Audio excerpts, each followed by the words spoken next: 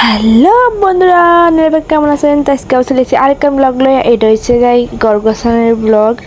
তো দেখতে পাচ্ছেন প্রতিদিন সকালে মানে অনেক জামা কাপড় ব্যাগ স্যাগ পরিথায় রাতেগুলা দিয়ে রাখি দেয়। তো এগুলো কিন্তু প্রতিদিন সকালে বিকালে দুপুরে কিন্তু গোছানি লাগে। তো এটা হচ্ছে গিয়ে সকালে দেখতে পাচ্ছেন জানলা টানা সব কিন্তু বন্ধ।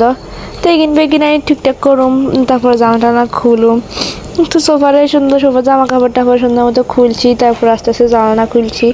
তো খোলানো হলে কিন্তু তো এবার চলে যাবো আরেক পাশে। এই জায়গাতে অনেক ময়লা হয়েছে, এই মানি প্ল্যান্ট এগুলোর বোতলের উপরেও কিন্তু অনেক বালু চালু পড়ে রয়েছে, এখানে আর বিগিন গোছানো লিখবো।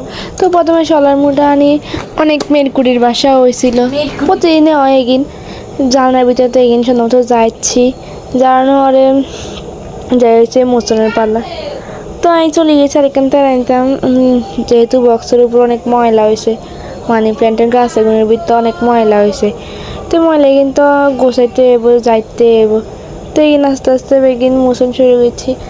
তো আর মতো কে কিরকম প্রতিদিন গট্টর গোছান না তারা কিন্তু অবশ্যই কমেন্ট করবেন, যদি আর নৌকা চান ভিডিও গান চায়। তো আমি আরেকখান আসলে ভিডিও করি তো একদিন না একদিন হয়তো বা আর ভিডিও তো অনেক ভিউজ হইব, এই আশাতেই ভিডিও করি। আসলে দেখা যাক লাস্ট পর্যন্ত কি হয়।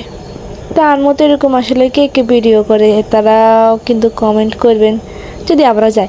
তো দেখতে পাচ্ছেন কথা কথা কইতে কিন্তু কার ঘর গোছানি একদম শেষ। তো আপনারা কিন্তু করবেন যে আর ঘর গোছানি কীরকম হয়েছে।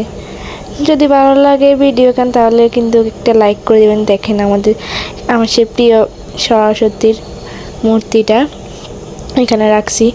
বলবেন যে কেমন হয়েছে আমাদের ঘর গোছানোটা, তারা কিন্তু অবশ্যই কমেন্ট করে বলবেন। তো আজকের মতো এখানেই শেষ। আর আমার মানি প্ল্যান্টগুলো কিন্তু অনেক ভালো লাগে, এগুলো কিন্তু অনেক আগে লাগাইছি। আজকের মতো সবাইকে tata, bye bye, see you.